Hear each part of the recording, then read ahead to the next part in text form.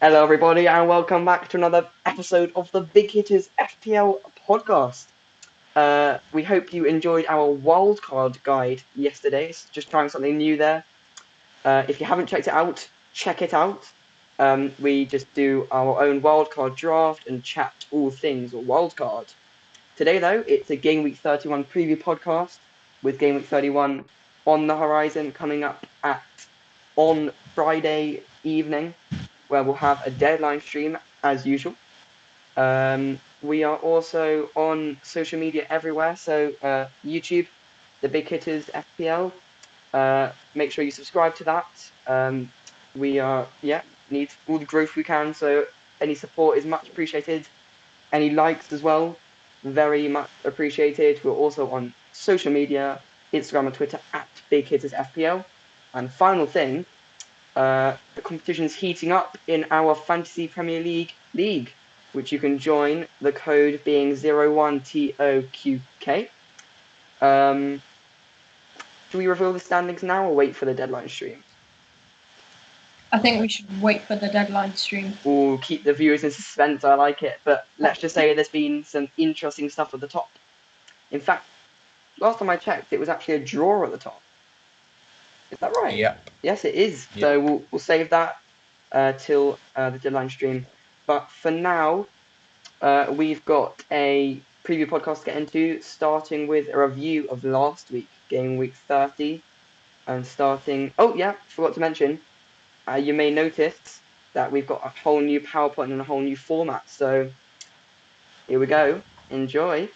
Ludo, how was your week? So my week was actually quite disappointing. The fixtures looked really nice for my team, but my team just couldn't capitalise, could they? So you can see Aspilicueta 0, that's where it all started. Followed by, a couple of players blanking. So not great. Captaincy went well, so you could arguably say it saved my week. So 49 points, just above average, with the not great, the game week's ranks not great. However, I'm just trying to focus on next week because this was a real bad performance from my team, and my bench as well was very bad. So nobody really performed except Watkins and Kane. That's fair to say. Well, luckily, you don't really need your bench to perform if they're your bench. So great stuff. Right, next is Jake. Oh no, that is Jake. Yeah. So my week went slightly better than Ludo's. 61 points. The average was 46, so not too bad. But I did take a -4 hit. Just over 1 millionth in the world. So yeah, not too good, but I'm not too disappointed. My bench doesn't really matter, but nothing worthwhile to go over there. But main points on my actual team, my defence was pretty shambolic. No one keeping a clean sheet. Digne and Cresswell both only getting 1 point. But Martinez luckily got 2 points for getting 6 saves against Fulham. So happy there.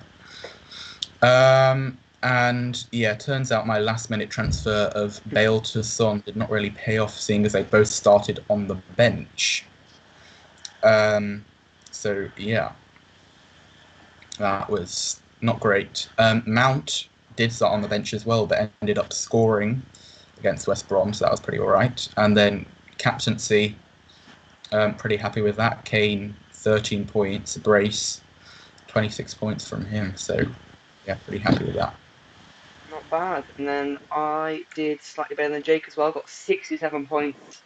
Factor in the 4 hit, and I got 63 points. Again, I made a 4 hit like Jake. A very last minute transfers, if you remember, on our deadline stream.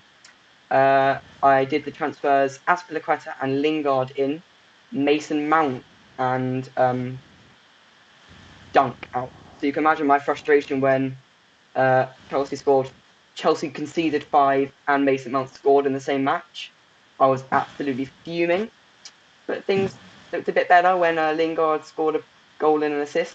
So in the end, it paid off the hit. So that's always good. I left quite a few points on my bench actually, which was a bit annoying. Salah scored, Diaz clean sheet. And similar performance to you guys. Rafinha did all right. Fernandez assist. Kane saving the day with a brace. Captain Tim. Watkins got a goal as well, but a pretty good week actually, I'd say. One of my highest scores in the last few weeks.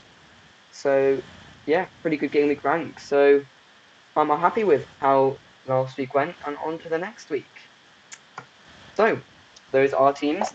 I think last week a performance that caught us all by storm was Liverpool's absolutely demolishing of Arsenal, which did not make me very happy. Especially things I left Salah on my bench, extra salt to the wound. But it's got us all thinking with a brilliant run of fixtures coming up. It's got us all thinking of transferring in Liverpool assets, the main two being Salah and Jota. But defensively, we're looking at Alexander-Arnold and maybe a sneaky differential of Nat Phillips. So, do you think? What do you think? Who do you think are the best ones to bring in, basically? Well, attacking wise, I'm saying Jota over Salah at the moment. Not only because I've got Jota over Salah, but I just think for his price, he's much better. He's got more goals than Salah. He's in better form than Salah and half the price. So I don't really see the point in getting someone double the price for half the amount of points. Ludo? Yeah. I think it's, all of a sudden we've just turned to Liverpool assets.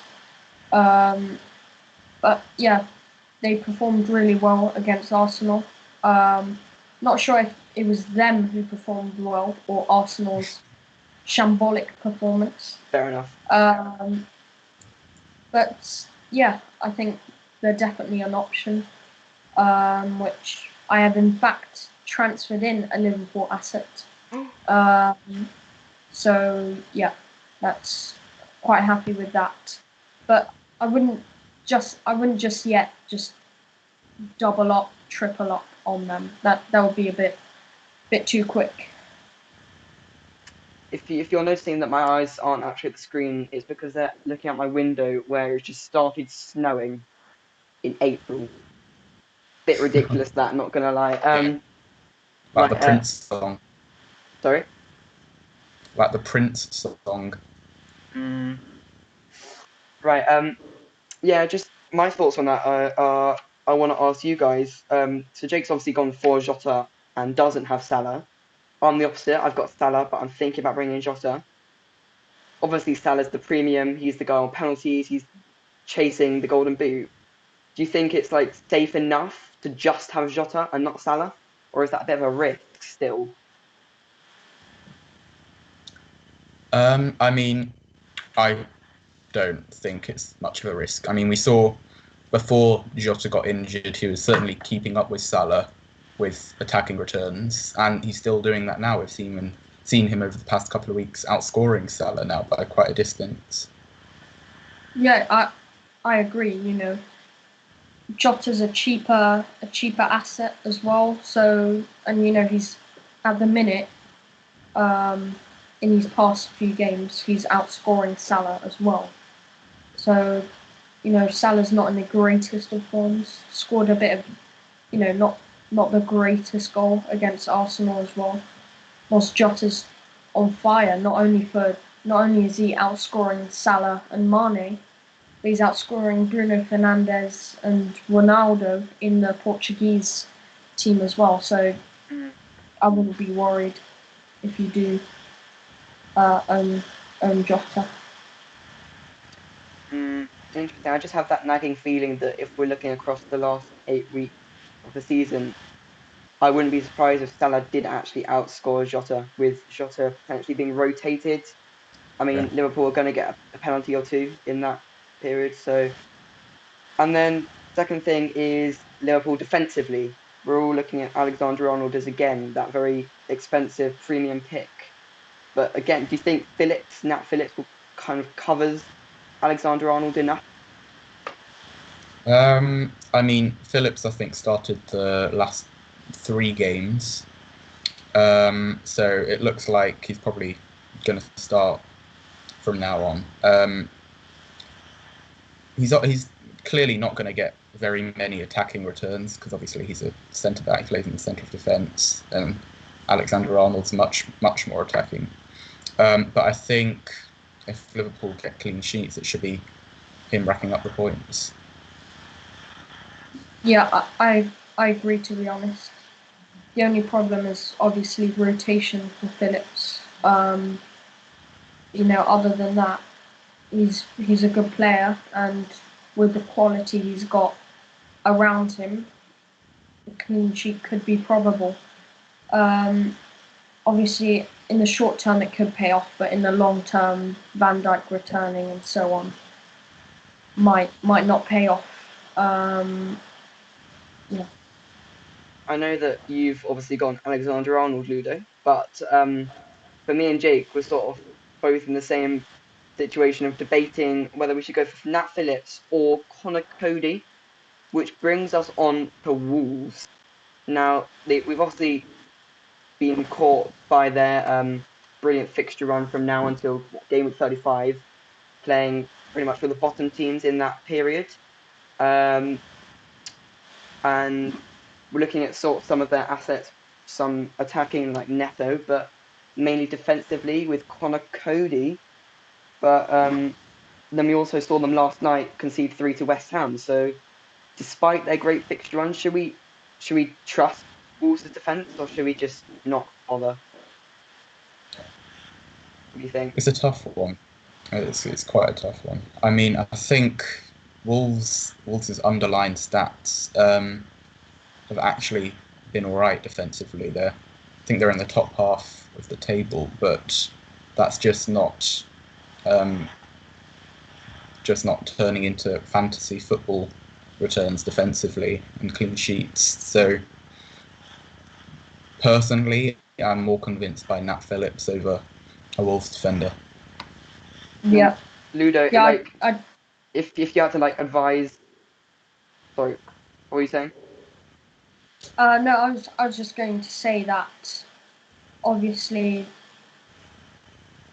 Nat Phillips could easily just be rotated, especially with the Champions League and everything. So I think, especially he's not the first in the pecking order as well. So and he's quite cheap, so it might be worth the risk. But yeah, I think Wolves have really been, compared to last season, they've been a different team in, I think, perhaps in a negative way, because Raul Jimenez has not been there, and they've just really just not been at their best. That's not the Wolves we are used to seeing. So I think we might as well think twice to get Connor Cody in, or another Wolves asset. But I'd say this is a chance for Wolves to regain their form. So why not? So I'm sort of getting a bit of an idea from you, but who would you pick, Nat Phillips or Connor Cody? I would go Cody. Interesting. If depending on money and everything else, if I needed to save money. Okay.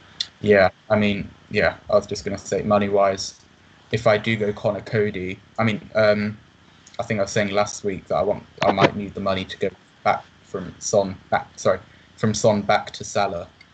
So if I do get Nat Phillips in, I should have the money to be able to do that, which over the next few weeks and good fixtures might be important. So that would give you a Liverpool triple up. Yeah. Interesting. Right, next thing to talk about, I reckon, is some upcoming blank and doubles. We never get a rest with this fantasy. Always some doubles, always some blanks to plan for. This time around, it's a single blank in 32, single double in 32, with Tottenham having a very nice looking double before blanking in game week 33, as well as Man City and Fulham and Southampton. So it begs the question of really of Tottenham assets. Do you buy them for 32, but then you're going to have to do something with them for 33, or do you just, I don't know, how are you guys going to plan to like take advantage of 32, but also be careful for 33? Well, at the moment, I've got 2 Spurs assets in Kane and Son, so I'm obviously going to keep them both for the double, and I guess I'll probably, that may be the opportunity to go back to Salah from Son. And Ludo? Yeah, I'd balance it out. So yeah, I might give myself 2 free transfers ahead of that week to just perhaps transfer one out because Well, for yeah. me personally, I'm own. Oh, sorry, I'm interrupting. Oh no.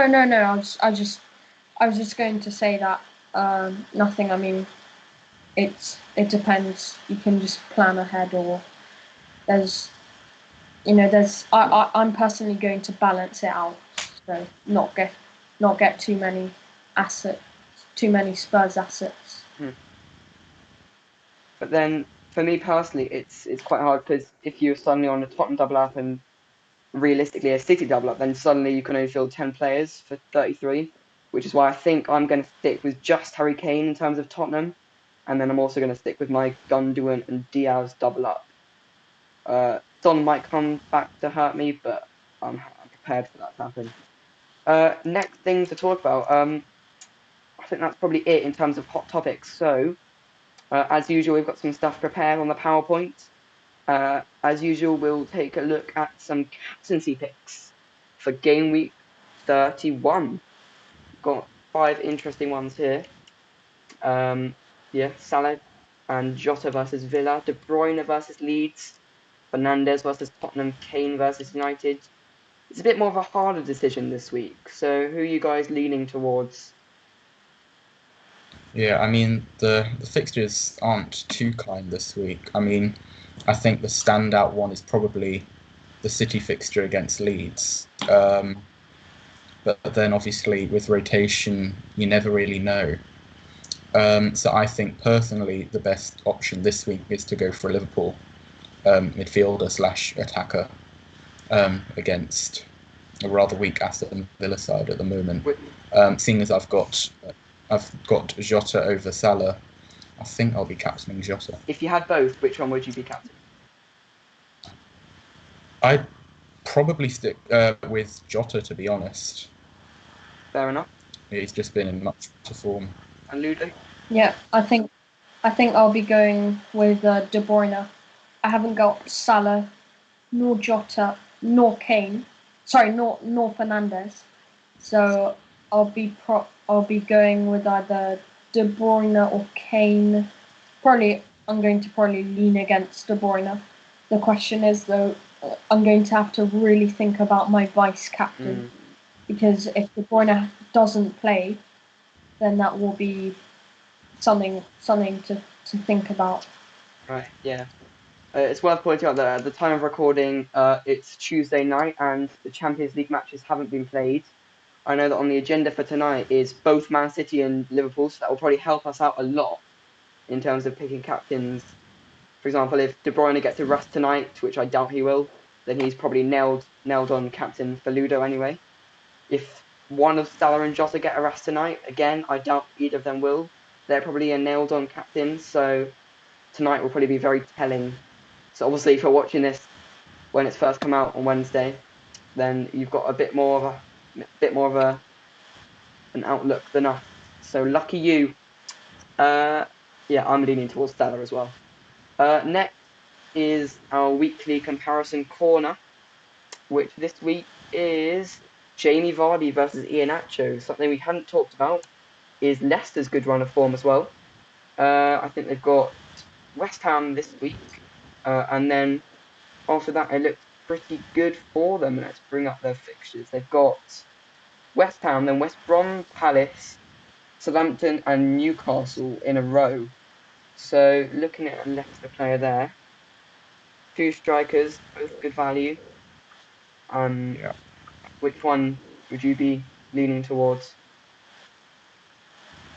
It's a tough one. Obviously, Vardy hasn't been in form. Iheanacho's been the one scoring all the goals. And Iheanacho's half the price. But with Maddison and Barnes returning, Iheanacho might be benched. So it might be worth waiting this week to bring any Leicester attackers in, especially against a strong West Ham side, and see who starts, just to get an idea of, I don't know, who's more nailed on and who's the priority for Brendan Rodgers. Yeah, I've gone for Iheanacho as well. Well, yeah, I've actually brought him into my team, and I will be playing him this week. So that's something big. For Bamford as well. So that's quite a big transfer I've made there. So I'm excited to see if he does well. It's a risk, but again, can he be left out of the starting 11? Yes, but it would be slightly harsh because everything he touches is goals at the minute. Good way of putting it there. Yeah, it's an interesting one to judge because obviously Iheanacho's the tempting pick, literally half the price of Vardy, but as Jake said, he brings that really big rotation risk with some key Leicester players coming back into the team. Next, I think we've got a new addition to the PowerPoint, thanks to Ludo, introducing the big hitters watch list. Ooh, so Ludo, what's going on here? So every week we will be having a watch list. So that will consist of 3 players, a striker, a midfielder, and a defender. So Shall I reveal the first one? they are. Yeah. Kelechi Iheanacho. Yeah. So first one is him. Obviously, you can see the price, how much he is selected, and the fixtures at the bottom. So yeah, we just talked about him. So yeah, I think he's in great form. Worth a shout. This one brings a bit more of a conversation about it. It's Pierre-Emerick Aubameyang. Yeah, I mean, I kept him. Well, I bought him against Burnley. Since then, he's had relatively hard fixtures. So I've benched him, and now finally, will I get my reward is the question. Sheffield United, Fulham, I think there's Newcastle and West Brom after that. So that might be. I mean, to be honest, he's a bit of a differential. I'm not sure about what you think about him. Yeah, well, if he's ever going to return, it's going to be against Sheffield United. So good one for this week, definitely. And then the defender we've also talked about a little bit is Alexander-Arnold. Yeah, I mean, he's very good at the minute, so that's why I've put him on. Good fixtures as well. The only negative is that he's quite pricey. Yeah. To be honest, I'm quite surprised that he's got such a high ownership at the moment. It's mainly, I guess, just people who got him at the beginning of the season and haven't sold him, and like those inactives, Yeah. I seem to remember his ownership was pretty high at the beginning, Yeah. as you would expect. Right. Okay, so we've covered all the topics we want to. So let's reveal our own teams, see what they're looking like at the moment. Mine is up first. Oh, the new format again. Hope you guys like that. Yep, this is my team. I've gone for the 4-4-2. I intend to make 2 transfers. I've made one of them. I have transferred Leno in for Nick Pope. He will be my rotating goalkeeper with Martinez, who's on the bench this week. My second transfer is also Dallas out, and either Cody or Phillips in. After today's chat, I'm sort of leaning towards Phillips slightly. I've got Cody here on the PowerPoint, but that's not confirmed yet, so that could still change. Rest of the team looking all right. Got Diaz and Azpilicueta, good fixtures. Cresswell, I'm not expecting a clean sheet there, but maybe an assist. Lingard's on fire. Gundogan, hopefully he'll get a game against Leeds. And then Salah, captain, Fernandez, vice. And then Payne and Watkins up top. Again, not expecting much from Watkins, but it's the kind of week where there are a lot of tough fixtures out there. So you kind of just have to play players and hope for the best, is what I'm doing really with Cresswell and Watkins. But apart from that, I'm happy with my team. What do you guys think? Yeah, it looks pretty strong. Yeah, I mean I agree. Good team right there. Some hard fixtures, but along with that, some nice ones. Right, next is Ludo's team. Yeah, so I mean I think I'll be parking the bus for this week. And not great fixtures for any of the players, to be honest. You've got Cody, Chelsea players as well. So I'm not too happy with my team. Made my transfers already, so that was Dallas out for Trent and Bamford out for Iheanacho. So yeah, that's good. I think Aubameyang could be a captaincy option. Differential, but I might look at him as my vice. But tough fixture for my goalkeeper, and I've got Sanchez on the bench against Everton. So, what do you guys think? Who should I put in? I think Sanchez against Everton, personally. Yeah, I was thinking about that as well. I'll actually go very controversial. I'll actually go Martinez against Liverpool, because I think I don't think either will get a clean sheet. I think you might have to accept that. But although Sanchez is probably more likely to, but I think Martinez will bring save points 100%. And in a week where neither goalkeeper will probably get you many points, I'd favour Martinez because of the save points. Not sure about you.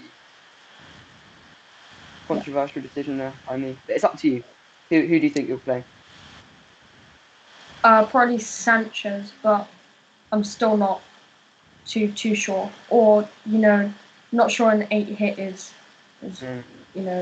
will pay off, to be honest. So it'll probably be one of the two. If you will, I mean, it will probably be a last-minute decision. So make sure you watch the deadline stream on Friday. Yeah. And then finally is Jake's team. Yeah. So I've made 2 transfers already, bringing Azpilicueta in and bringing Jota in, who I'm now captaining. And as discussed earlier, I'm probably going to take an 8-hit, doing Target, who's now got Liverpool and City coming up, to Nat Phillips, which, I mean, I think will probably repay itself, the 8-hit. And I'll probably play... Well, I'm not quite sure who to play Nat Phillips instead of, because Mount, obviously... I mean, he's probably not going to be rotated this week, seeing as he started on the bench last week and starts most games for Chelsea. Son, I think the other 2 options to bench, Son and Cresswell. I mean, Leicester's quite a tough fixture, but I think West Ham are pretty strong defensively, and Cresswell always has the potential for attacking returns. Whereas I think I'm probably going to bench Son because I've got cover attacking wise for Spurs in Harry Kane, and to be honest, I don't see it being such a high scoring game like it was in the reverse fixture. So if I do bring Phillips in, it'll probably be for Son instead, meaning I'll also be parking the bus and playing a. Sorry, no, sorry, yeah, I will. Sorry, yeah, I'll be parking the bus like Ludo with 5-4-1. Interesting. I would personally bench Cresswell. But again, it's your decision. I don't want to. I feel like my job is basically just coming here and making you just regret everything you've ever done. Just make you think twice about every decision. So that's my job. Yeah. But I think we've just got one thing left to do now before the end of the show, which is to reveal, as usual, the team that you guys have voted for. We do weekly polls on our Twitter and Instagram for players who you think will score the most points in game week 31. So this week's team is here. So we've got Edouard Mendy in goal. A rare thing for Martinez not to be there, but he is finally replaced. 3-5-2, Ruben Diaz, Alexander Arnold, Luca Digne, Lingard, De Bruyne, Fernandes, Jota Vice, Salah captain, so Liverpool taking up both captaincy spots, and then Calvert-Lewin and Harry Kane up top. What do you think about the team picked there? Yeah, pretty strong, I'd say. I don't think any surprises in there, to be honest. Yes, I agree with Jake. The only thing I might do is add in a Wolves defender. But other than that, looks near to perfection. Ooh, very good stuff. Right then, I believe that we have come to the end of our show. So, this has been the Game Week 31 preview podcast. Again, make sure you check out our Game Week 31 wildcard guide if you have not already. That was on our YouTube channel yesterday, uploaded yesterday. Again, we're on YouTube, Twitter, and Instagram, as you can see at the top of your screen. We've also got a league, so make sure you join that. 01TOQK is the code. Make sure to like and subscribe on every video. That really helps us out, and we really appreciate all the support up until now. So until our deadline stream on Friday night, goodbye and see you later.